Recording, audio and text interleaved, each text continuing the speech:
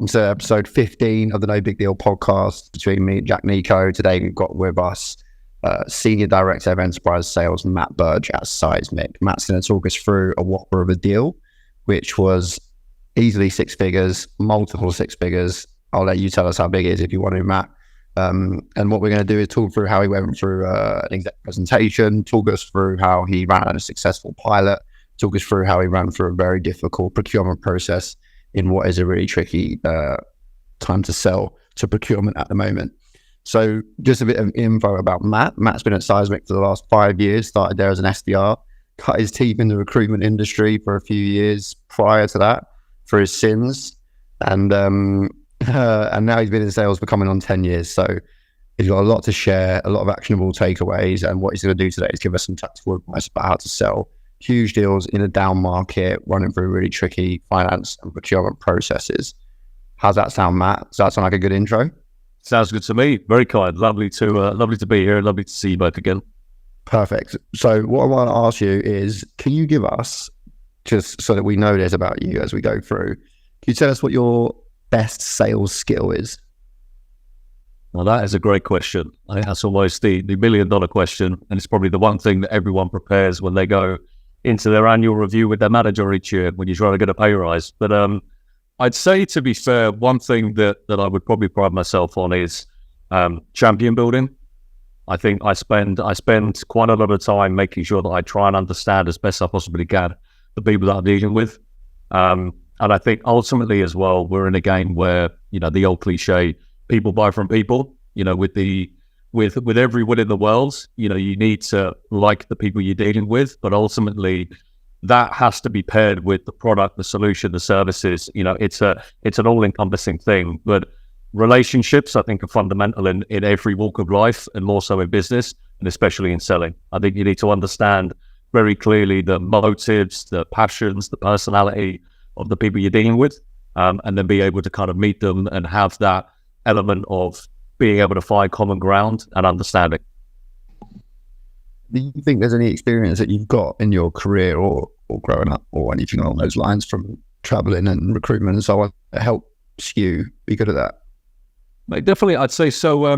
Not to get too deep on the podcast, but I'm an only child. It's only ever been me and my mum growing up. So I've always been someone that when I was younger, I was kind of on my own. You sort of fend for yourself. And I'd always be out there meeting people. I've always been fairly sociable. I've always wanted to make a point of being a big personality, making myself known, and I think engaging with multiple people, all walks of life. I think people from diverse backgrounds. I've been traveling. I've been away. I went to uni on my own. I kind of moved completely away from Surrey and went up north where you kind of know no one. So you're forced into building new relationships, meeting different people. I think all of these things have culminated in building me into probably partly the seller I am today, and finding it very easy to speak to anyone, to be perfectly honest, and having that ability to find an element of common ground. You're not going to get on with everyone in every walk of life, but I think it's a skill to be able to sit down with someone that you've never met, be able to hold a conversation, be able to find points of commonality and points of interest, and then try and build a relationship from there.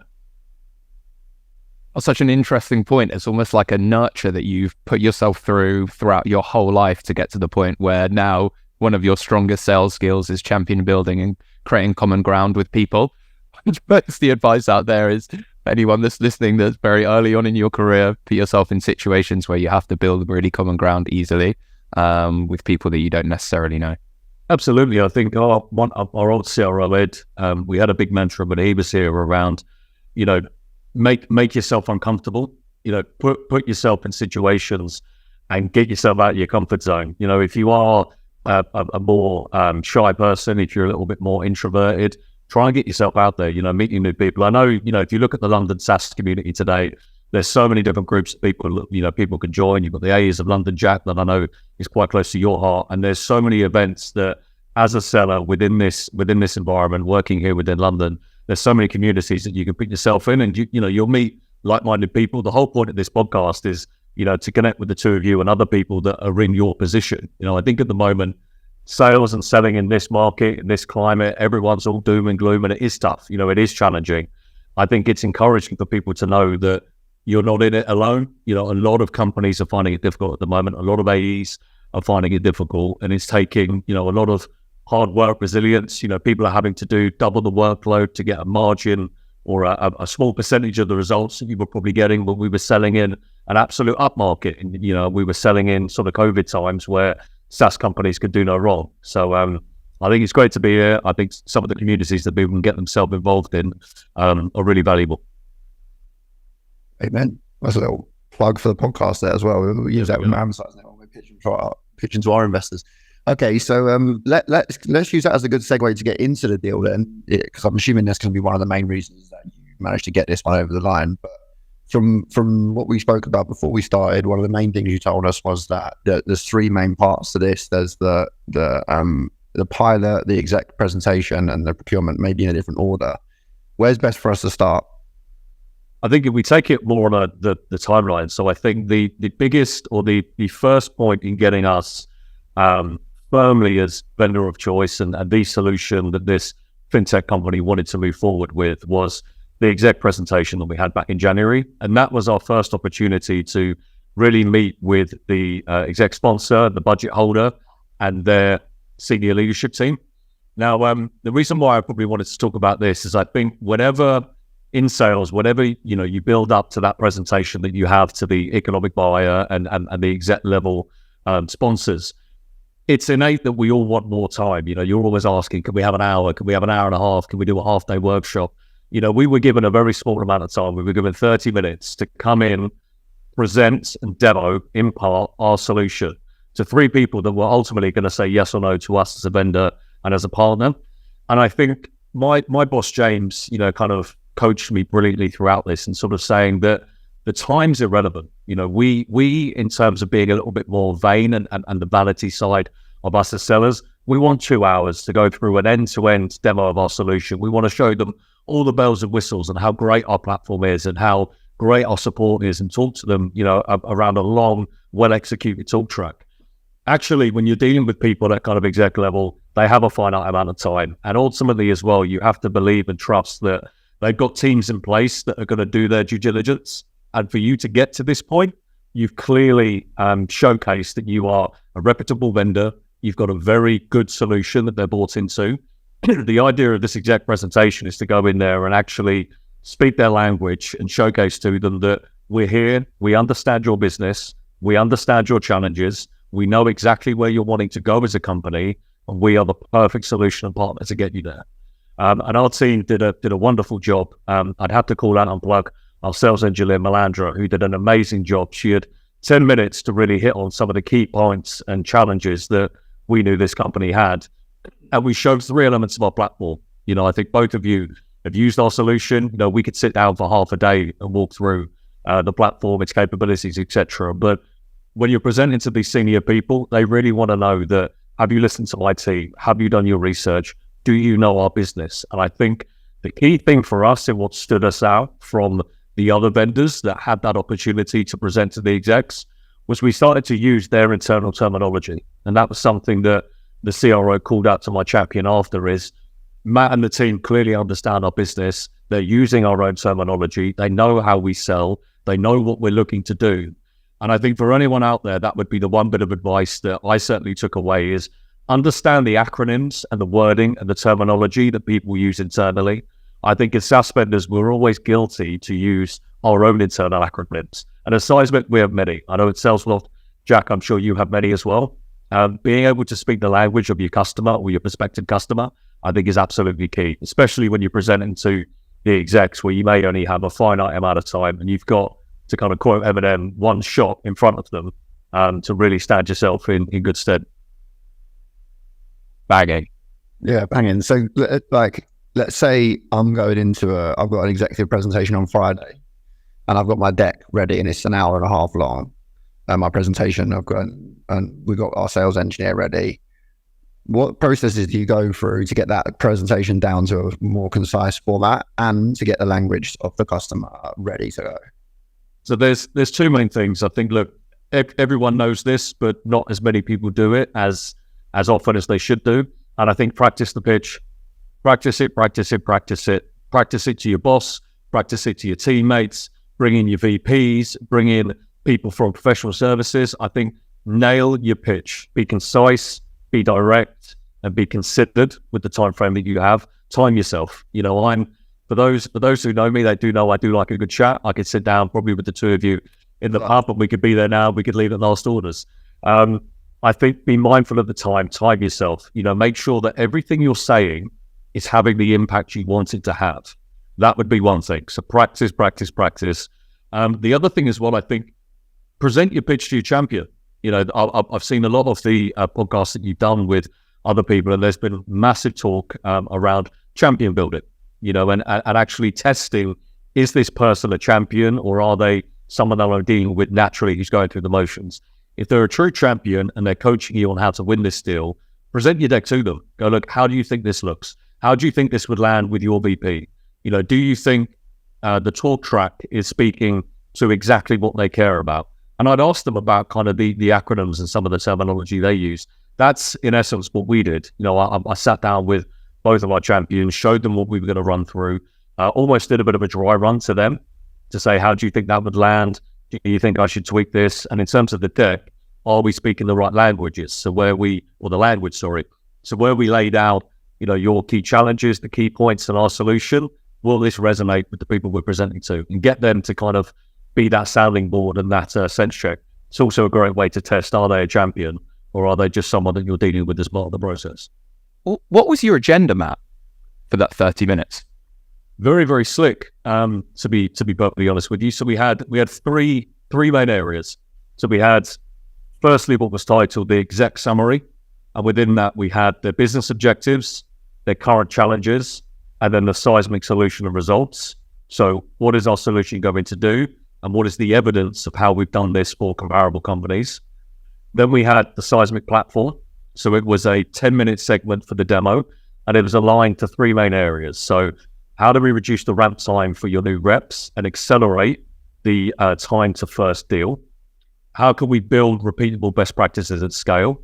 So you're looking at this for your entire B2B sales org, 1,000 users growing to about 1,700. How can we build in repeatable best practices? And then the third point was growth into new strategic market and geographies. And then the final point was final questions and alignment. So it was three main areas. That was it. And it was pretty much 7 minutes, and then a nice 10-minute chunk at the end to round everything off. Should take a step out for this one for a second. So this was in like your first 6 or 12 months being in the enterprise role, right? Yeah. So this is my first sort of enterprise size deal. Yeah. And this is already fully baked. This is well thought out, well curated, well presented. How did you go about getting an internal AE, the existing AE tenured rep as a mentor to help you with this alongside your manager? Because let's all be honest, your managers tell you 99% of the right stuff, but there's always like that 1% that only your reps know. What did you do just so that anybody listening can go and ask somebody who's in their team already, I need help with this. I know your time is precious, but you got to give me some time. How do you do that? Absolutely. I think, mate, it goes back to that point, building lasting relationships internally and externally.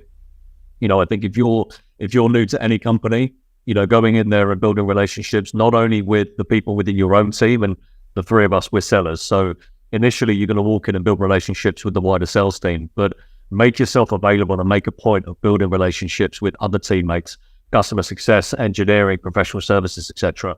But in terms of prepping me for this deal, we've got a really good culture here around kind of mentorship.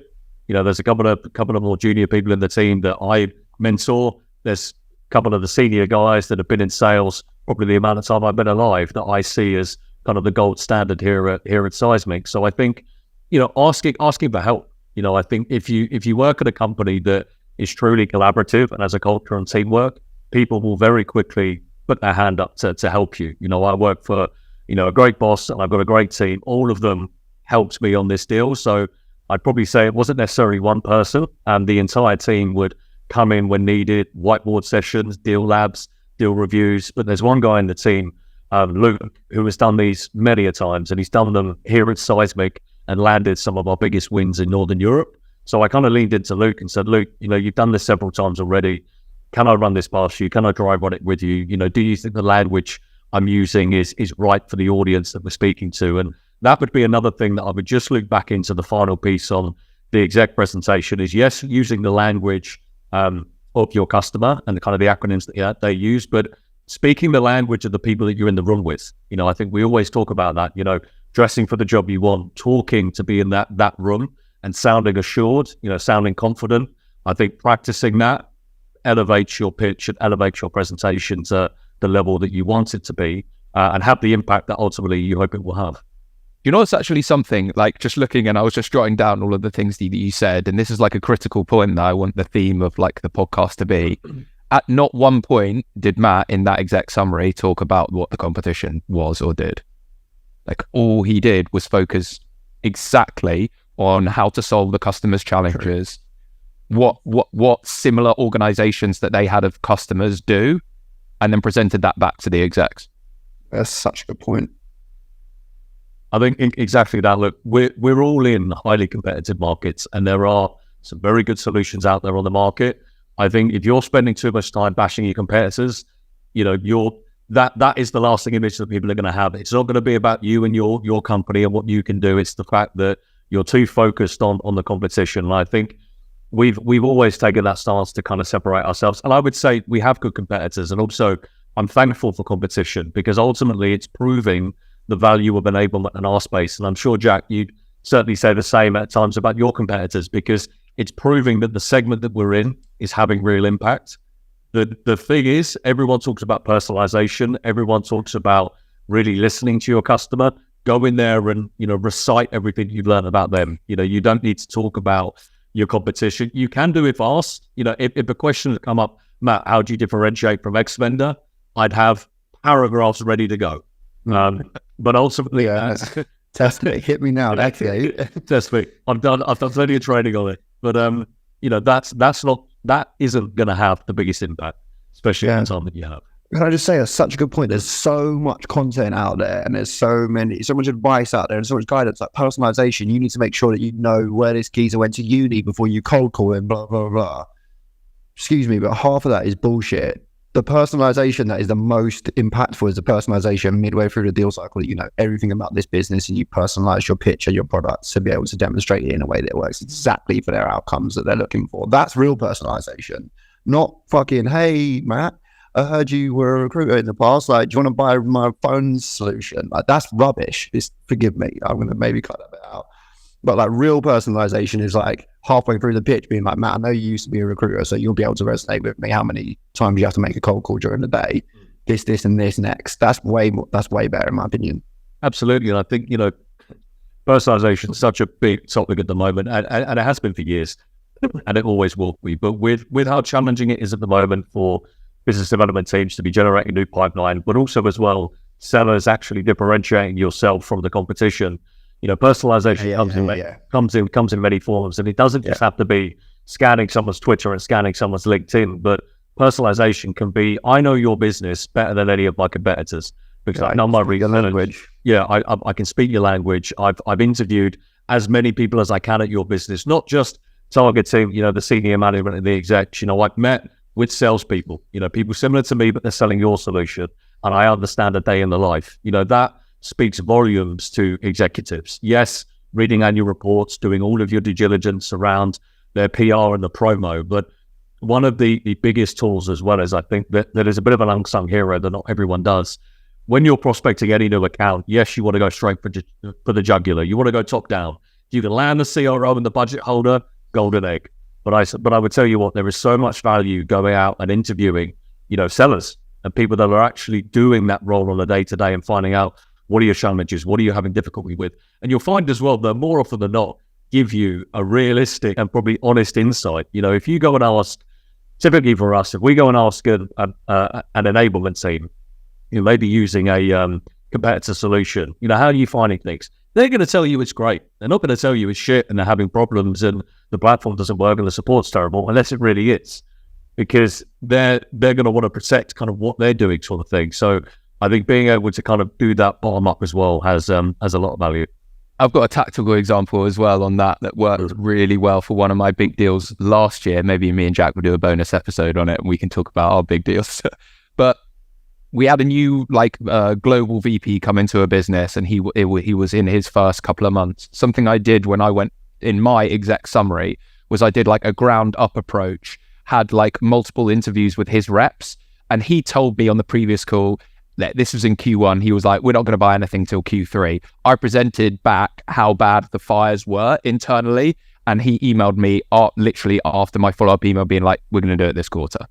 And I think it was just like, to show something, because sometimes the execs are so far detached from what the bottom line challenges are of the reps. Sometimes they just need to be told with examples for them to be like, shit.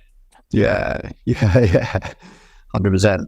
Well, that's a perfect segue to this next part then, because you said there, Matt, that this moved into a pilot. So the execs were like, yeah, we approve it, let's go forward. But then they made you do a pilot, which I'm assuming involves more interviews, more speaking about fires with lower level employees. Sorry, all those employees, I just called you lower level, but you get the drift. So talk us through, like, we don't tell us about the heartache that came with that message that got delivered to you in the pilot, but talk us through how you perfectly executed it to make it worthy of going to procurement in the next stages. Yeah, no, definitely. And I think, look, this really, I think, was the key part of getting this deal over the line, and I think ultimately proving the value and the ROI and the results that we can deliver. And I think this is where certainly selling this year has changed. I think this is where the market is changing anyway, given where we are with the economy and whatnot. Purse strings are being tightened, CFOs are getting involved a lot more across every single deal, whether it's 6 figures, 7 figures, or it's probably a 10K investment. It is paramount now that any new vendor, provider, software solution, you're very clearly able to prove the results and ROI that you have. Now, if I think back to 2020 and selling in the pandemic, the number one KPI that a lot of people have is adoption. Are people using it? Didn't actually matter if this thing was delivering results. Are people using it? People are working from home. We're managing everyone remotely. We need to see on a dashboard if people are logging in and using the solution. That is way past us now. Adoption will always be a key metric, but it's not the one the teams or the buyers or the owners of our solutions are living and dying on. What they're living and dying on is, what are the results that your solution is actually delivering us as a business? What is the value that we can attribute directly to your platform that's helping the top and bottom line? And albeit the way that we got to the pilot, was a little bit challenging, I actually think the fact that we've done one and the results that we're able to prove back to the procurement team are going to stand us in good stead for the lifetime of this contract with the customer. And I think it's going to help our teams now understand, when we do QBRs, when we do business reviews, and ultimately when we come to look at contract renewals, we know exactly what the finance and procurement team care about. And in a lot of instances, sometimes you don't always understand that. And that's something I, now moving forward, will consistently want to ask is, what really are your procurement team caring about? What are the measurements that they're going to look at us as a vendor on when it comes to things like renewals or it comes to things like upsells? But I think the whole thing about running an effective pilot, a couple of things, you can't do it all on your own. I know sometimes salespeople, we want to be the superstars. You want to put your name in lights. I think know what you're good at, know what you're not good at, and professional services and delivery is not something I can do. So utilize your team. Your team are there for a reason. I think, and I spoke on it a little bit earlier around people that have mentored me internally. We've got a great collaborative culture. We've got a brilliant professional services team. And I think what we were able to do very quickly here was pull together all of the right resources and actually trust people to be able to deliver in their job. So yes, as salespeople, I think you need to be paranoid, if you will, at times. You need to maintain that level of control. You need to be present. So I was on every single call that we had with the client. Every time that our professional services team met with the client, I was there. Friendly face, familiarity. You know the deal and you know the client better than anyone else internally. So when you're preparing for a pilot, you need to be that beacon and that voice to make sure that everyone in the room and everyone that you're bringing into support has all of the information that they need. And if there are questions that are unasked or answers that we need to get, you go and find them out for them. I think when you move into things like pilots, but even when you move into things like implementation as a seller, when you hand over to your professional services team and your customer success team to implement the deal, it's just as important for you to be as visible and as present in that period as you were in the pre-sale. Because ultimately, you know that customer better than anyone that's going in to do the delivery. So I think your role changes from a sales rep to almost like a project manager. And you're kind of coming in there to help support, help guide internally, and you're that bridge between the client and then the team that are doing the delivery. I think the key thing for us was we were able to get the right people in. And the other thing as well that helped massively towards the end, when we were looking at finalizing the contract and ultimately getting the approval we need, is bringing your execs. I think a lot of sellers are often scared or a bit hesitant to bring their execs into a deal, because once you do, it's visible to everyone. If you pull your CRO in, Jack, to one of your deals, it's then on their radar. Okay. And for a lot of people, that can be quite intimidating to know that the big dog, whoever they may be, has now got eyes on your deal. But I must say, it pays dividends having your execs part of that process. Whether it's a typical sales cycle that you don't have to do a pilot, bring your executive sponsors in early, build those exec relationships, because they pay dividends when it comes to the end at concluding a contract. The other thing as well is when you're looking at the pilot, having an escalation point. So one of the key things we had throughout the pilot was it was a 12-week pilot. So every 4 weeks, the exec sponsor from the client and my CRO, Hayden, and our other leadership team would meet every 4 weeks to check in on the progress of the pilot. And that is an opportunity then for my CRO to build a connection with theirs. They're starting to build a relationship and build rapport. If anything needs to be escalated, you've got the two biggest people on a call together. And I think that becomes the key thing, is using your team, using the resources that you have available to you. But I think what made this pilot really successful was making sure that we had those kind of executive check-in points to keep everyone honest. And then it kind of gave my CRO the confidence to know that we're doing the right things. We're operating in the way that he wants us to. And ultimately, when you come to the difficult parts of procurement and legal, negotiating contracts, terms, etc., you've got exec sponsors that know each other, that have a relationship, that have that level of rapport, and can help unblock things that may need to be unblocked. I ask, when you're asking for these executive check-ins, because of course they asked for the pilot, so to an extent they are already bought in. We all know what happens with pilots is that the customer hasn't got any skin in the game, really. They want this to work because they haven't paid for it. They're not that invested. How did you get commitment from their executives to continue to turn up to these executive check-ins and continue to keep an eye on the project? So the nice thing about this, and I agree with you, I think two things. Try as best you can not to do free pilots. Make them have skin in the game. I agree with you. If you start doing free, do that.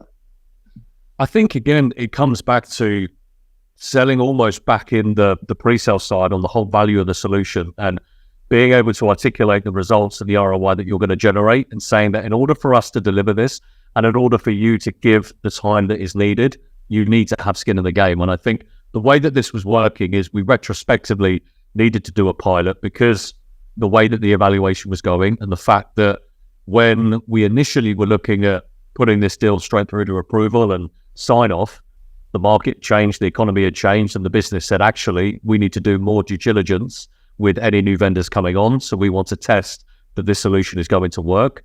Again, I think if you've got those exec relationships early enough, that often can be a exec to exec conversation to say, our exec saying, look, you need to have skin in the game. I'm gonna give you my commitment that my team are going to be here and support you throughout the 12 weeks. I need to know that you are going to allocate team members internally to work just as hard as my team are. And I think that then comes back to you then being able to leverage those exec connections. And that's a conversation ultimately for the execs to have. You're there kind of almost Pinocchioing and making sure that you're putting the right people in the right rooms with said other people. But the one thing on that, I'd say try not to do free pilots. Make sure that people have got some sort of skin in the game. Even if it's, you're not paying for it now and you're paying for it once we get the results that we need, but services and things, should always be paid for, that level of service and support they're going to get. And I'd say the other thing is we were working with a very motivated team, a team that wanted to do this. And having gone through a whole evaluation with them, the business knew that they needed this and they knew that they wanted this. And more than a want, they needed it. So the business users were more than happy to champion Seismic, to champion me, to push just as hard as I was externally. They were pushing internally to say to their business, to their finance team, to their procurement team, we need this. So allow us to do this. They were great in committing just as much time, energy, and resources as our team was. So again, it all came together because both teams were really motivated to get this done. That I think really was what made this a successful pilot. Yeah, good advice. I think just going back, I love the exec alignment on that. That's not something I've done on a not that we offer pilots, but get someone else, the senior, to say the thing that is difficult for you to say. Massively. Just on that point, if I may, I think our execs have said it time and time again to us is, don't worry about bringing me in too early, because I'd rather bring them in too early and then say, Matt, hold off for a couple of months. I'll come back in at a later date, rather than bringing them in too late. I can guarantee you there is nothing worse for your exec sponsor, Jack, whoever that may be, your CRO, your COO, your CEO, if you're bringing them in to rescue a deal. If you're in second place and you're going for vendor of choice and you're bringing your CRO in at that point to try and rescue the deal, I can guarantee you they don't like that. They will do it, and they will more than happy get on that call and try and help you win the business. Bring them in earlier. I'd soon rather be told by my execs, Matt, this is a bit too early for me to come in, than me bringing them in to firefight something when we're losing the deal and then we have to do something that's uncomfortable. 100% agree. I think it's a good segue to get into the final chapter, which, Matt, you said once you completed the pilot, you had a pretty rigorous procurement process.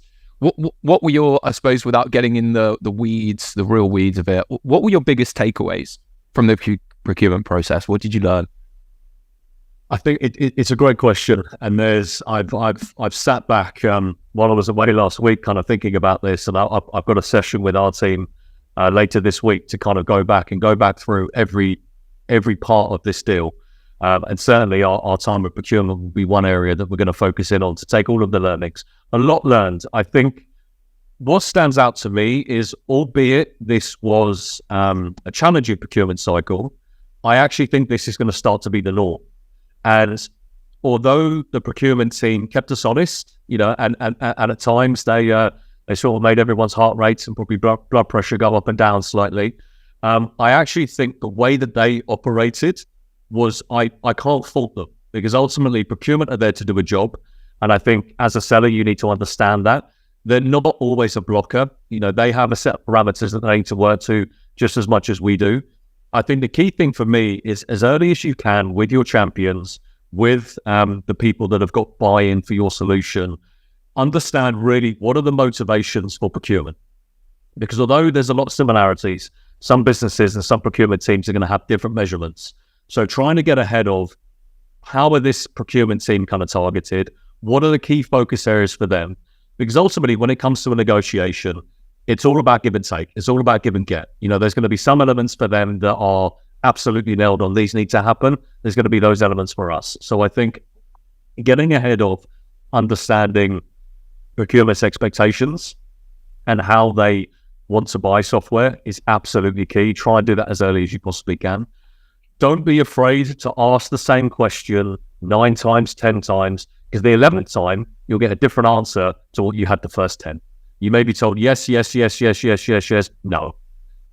So I think don't be scared to continually ask the same questions. And every time you're speaking with procurement, your champions, validate. I often laugh with people that I deal with, because I'll say, look, I'm going to ask you this question every single time you and I get on a call, because I just want to make sure that I have clearly understood everything that is required and everything we need. So I think don't be afraid to ask the difficult questions and ask them at every opportunity, because I've had it in so many instances in my kind of early sales career where you ask a question once of someone, they give you the answer you want to hear, and later down the line, it comes back to bite you on the arse. So I think continually reinforce, reconfirm the questions, the answers, etc.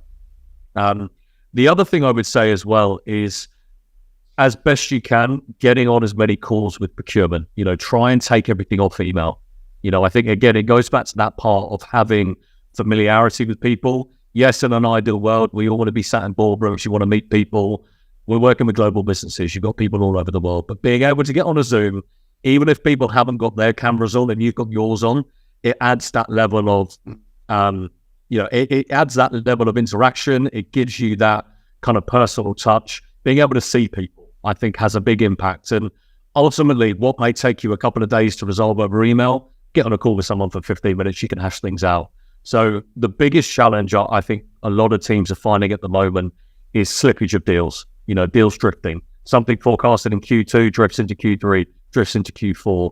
As best you can, if you're trying to control time, legal and procurement reviews can take a long time, especially if you're selling 6-7-figure deals, you're dealing with complex global organizations. Try and streamline your engagement with procurement. And I try and put as much of it on live sessions like we're having here today. We've been on the call now for 55 minutes and we talked about a ton of stuff. If you're doing that over email, that could be a week-long conversation. Awesome. We've learned a lot today, Matt. You've given a lot of great advice, tips.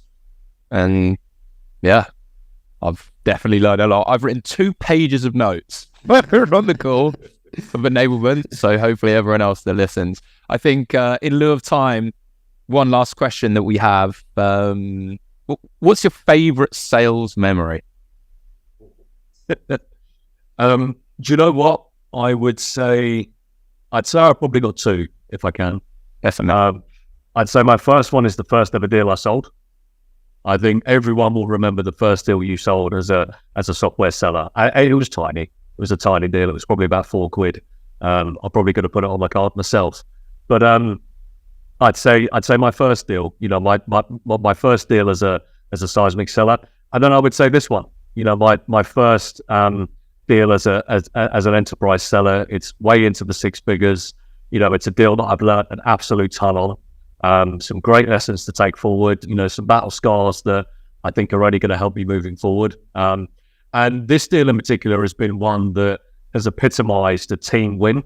We have a thing here internally within Seismic that whenever a deal is done, we have a thing called a push pin, where an AE will send out basically a summary of that deal, whether it's an upsell or it's a whole new business deal. And as sellers, we always get our name up in lights. We always get the plaudits, as both of you know. But both of you know just as well as I do, these deals take a village of people internally. And I think I had such joy in being able to write this push pin and be able to detail everything that went into this deal and all the people that helped get this thing over the line, of which there's about 50. So albeit everyone thinks, right, this deal, that's Matt's, let's all praise him. There was a sea of people that helped get this one over the line. So I think my favorite memories have been my first deal and then this one that I had the privilege of talking to you two about today.